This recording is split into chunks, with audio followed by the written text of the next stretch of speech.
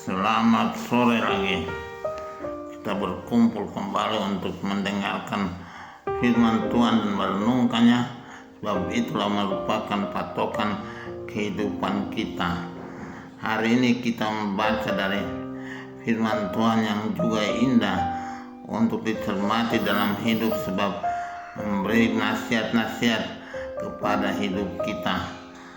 Hari ini dari kitab yang pertama yang dibaca, dalam bacaan pertama itu kitab Raja-Raja tentang nasihat Salomo yang sudah mulai memerintah, ingin sekali untuk memberikan tempat khusus pada Tuhan, dan dia benar-benar menjadi raja yang mengabdi pada Tuhan, sehingga dia membangun bait Allah untuk Tuhan, dan dia membawa tabut perjanjian yang dipunyai oleh orang Israel untuk meletakkan dalam bait Allah itu. Bait Allah itu, tabut perjanjian itu berisikan 2 loh batu yang Tuhan berikan di Gunung Sinai, berisikan 10 perintah Allah untuk dicermati oleh manusia, dan Salomo menempatkannya di bait Allah untuk diikuti oleh manusia umat Israel. Ini merupakan tindakan iman yang besar dari Salomo yang taat setia pada Tuhan. Tuhan berkenan pada tindakan Salomo itu, dan dia benar-benar memberikan berkat pada Salomo dalam kebijaksanaan dan segala pengetahuan, juga memberikan harta benda dan kejayaan dalam memerintah sebagai raja. Ini merupakan suatu nasihat dan teladan untuk kita semua. Kalau kita setia pada Tuhan, kita sudah katakan beberapa kali, Tuhan lebih setia pada kita. Kalau kita melayani Tuhan, Tuhan akan memberikan yang terbaik pada kita. Ini sangat terbukti dalam sejarah hidup Raja Salomo.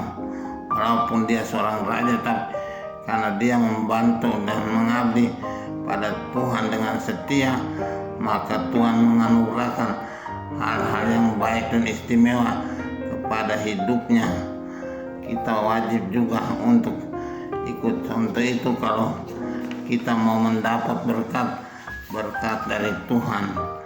Dalam Injil kita melihat Tuhan Yesus tidak tinggal di kota saja, di satu kota saja.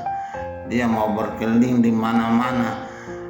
Tadi malam sudah kita lihat itu, dan dimanapun dia pergi, orang-orang tahu bahwa dia datang. Orang berkumpul langsung dan membawa orang-orang sakit dari mana-mana untuk mendapat jamahan dan kesembuhan dari Tuhan kita.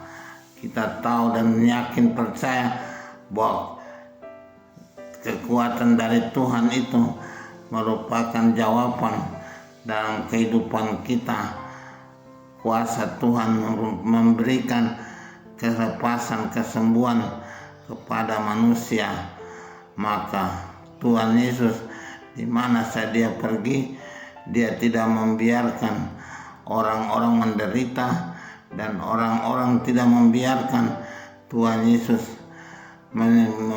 berlalu saja, tapi Tuhan selalu mempunyai jawaban, memberikan pelayanan kepada semua manusia.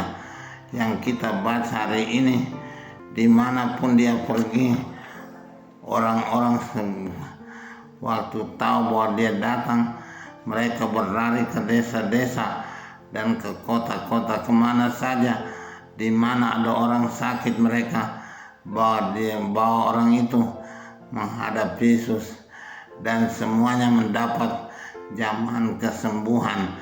Kuasa Tuhan berlaku untuk semua orang.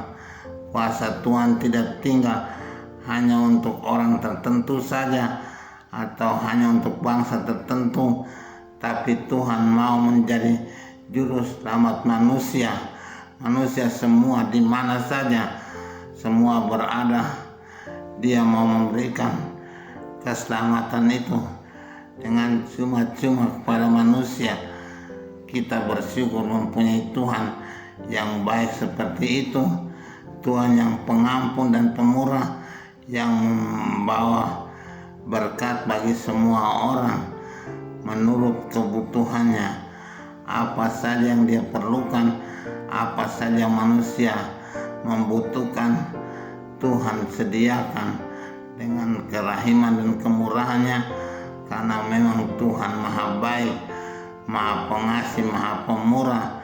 Tuhan tidak pernah memberikan hanya untuk orang tertentu atau dengan pelit menimbang mencari-cari orang-orang, tapi Dia memberikan pada semua orang, asalkan orang itu juga mau menerima dan mengharapkan belas kasihan Tuhan.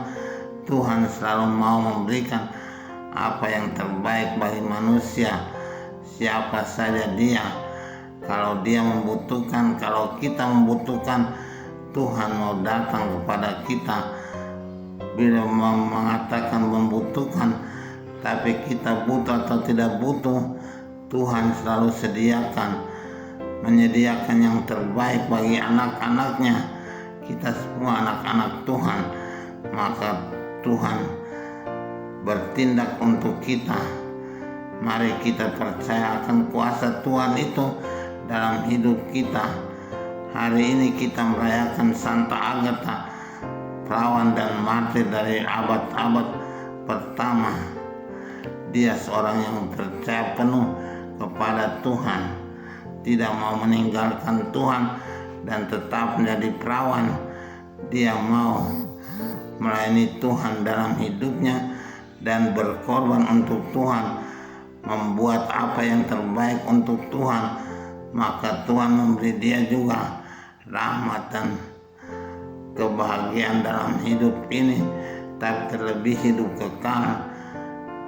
Dia sampai juga mendapat kehormatan, namanya disebut dalam kanon atau doa syukur agung Romawi. Dalam doa syukur agung yang pertama, dia wanita yang terhormat dalam gereja dan iman kita. Kita menghormati Santa Agatha sebagai seorang yang baik, seorang yang teladan dan memberikan pertolongan selalu pada para perawan, para gadis-gadis muda untuk hidup baik dan tetap setia pada Tuhan. Semoga demikian dia selalu mendapat berkat-berkat yang melimpah untuk memberikan kepada orang-orang muda yang percaya pada Tuhan. Tuhan menghendaki supaya ada orang-orang demikian seperti Santa Agatha dan terlebih juga Santa Agnes. Kita percaya mereka itu teladan-teladan Tuhan bagi kita manusia, terutama dalam masa modern ini. Gadis-gadis muda banyak yang melupakan Tuhan, ingat akan dunia dan segala kemewahannya, maka mereka mencari kenikmatan dunia, bukan kenikmatan surga.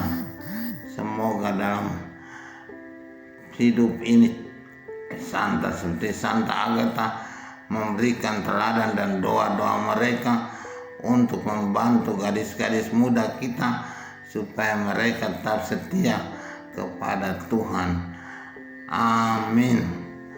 Tuhan Bapa yang baik, pada hari pesta Santa Agatha ini kami datang kepadamu memohon rahmat dan perlindunganmu untuk orang-orang muda kami, terutama gadis-gadis kami yang selalu dalam susah pada masa kini. Mereka mempunyai banyak godaan-godaan dan banyak cobaan-cobaan dan mudah jatuh ke dalam jebakan-jebakan. Tolonglah orang-orang muda, terutama gadis-gadis, agar tetap tinggal setia kepada Tuhan dalam hidup ini. Demi Kristus Tuhan dan Juru Selamat kami, sepanjang segala masa. Amin.